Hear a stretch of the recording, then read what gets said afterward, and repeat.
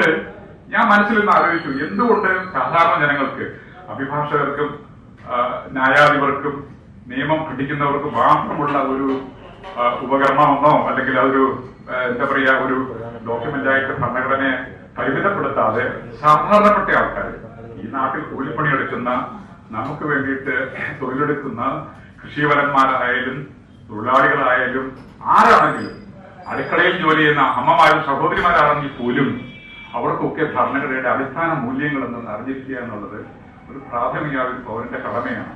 ആ ഒരു സന്ദേശം കൊടുക്കുക, അല്ലാതെ എല്ലാവരെയും ഭരണഘടന പഠിപ്പിക്കാമെന്നുള്ള പ്രത്യേക നിർബന്ധത്തിലൂടൊന്നും ഇറങ്ങി തിരിച്ചതോ വലിയ പബ്ലിസിറ്റിയിൽ കിട്ടിയിട്ട് എന്തെങ്കിലും ആകെ നേടിക്കളയാമെന്ന് അങ്ങനെ ഒന്നും വിചാരിച്ചിറങ്ങിയതല്ല.